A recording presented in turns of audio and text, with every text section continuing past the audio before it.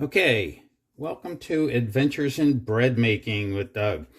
Got a couple of friends and family who are very good at bread baking, but they haven't tried sourdough very much. So what we're gonna do today is real quickly take the starter that's been in the refrigerator and feed it. Simple. All right. I usually mark on my container the last time I fed it. This one was the 24th of December. What we're gonna do, pretty simple.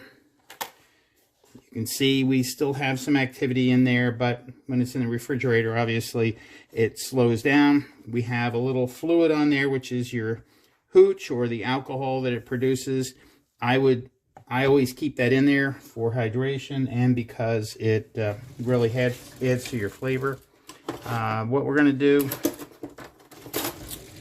is, you can see it gets kind of stiff. It really needs to have warmed up a little bit before the feeding to room temperature. But we're going to take our scale and tear that out, meaning we're going to get it down to 0 weight. Today we're only going to put 200 grams of white flour. King Arthur is what I use. This is King Arthur all-purpose, unbleached. So we want to go with 200 grams.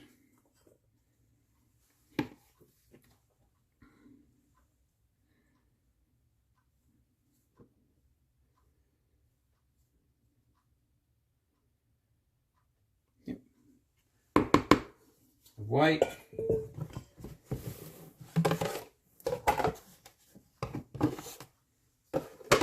We're going to go with 50 grams of whole wheat. So again, we're going to either go up from the 200 to 250 or we zero it out again. We'll just go up to 250.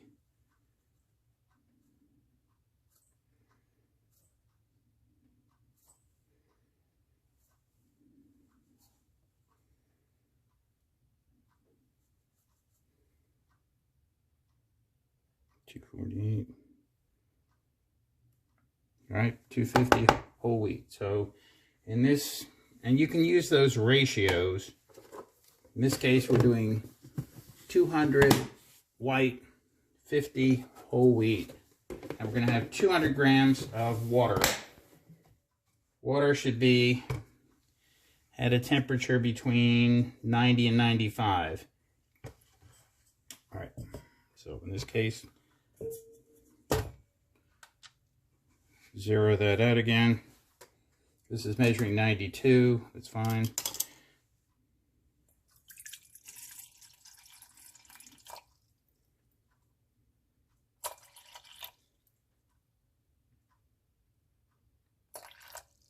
This is like trying to hit the magic number at the gas pump. Can you get exactly a certain amount? All right, 199, 200. Okay, wow. So we now have those three things: the whole wheat, the white, and the water.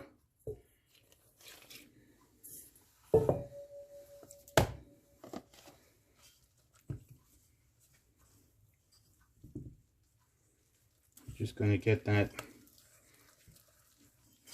into the usual doughy paste.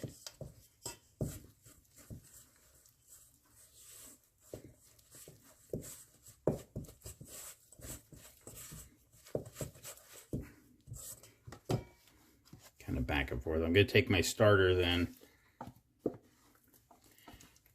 Now most recipes and sourdough guides tell you that all you really need to keep is about 100 grams of starter, and then feed it, toss out everything but 100 grams the next day and feed it. Well, I don't like to toss out my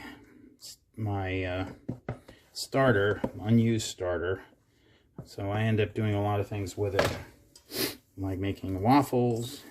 Or obviously you can pull out what you need for baking that day, but I just kind of keep my starter going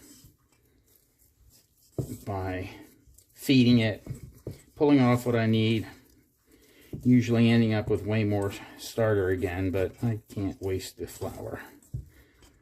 Okay, so really all you're doing is mixing it back in. And that's kind of it. I usually put it back in my container again and let it be happy. You feed it in the morning generally, let it kind of, let the yeast grow all day, and then by the next day you're ready to go ahead and do some baking with it. If it's, right now it's December, it's kind of a cool kitchen in here. I also have the granite countertop, which keeps it cold. So I have a heating pad that I use. It's my own design. It's a flax-filled pillow, if you will, that I heat up in the microwave about a minute, minute and a half, and then I can put the starter on it and keep it warm. It's going to grow, and then it'll sink down again, but you're not getting a whole lot of rise out of it. You just want a lot of bubbly activity eventually. But this is kind of cold this morning, so we'll just let it go all day and see what happens. But I will cover it. Probably going to put it right back in this container and just let it be happy. And that's today's Feeding Your Starter.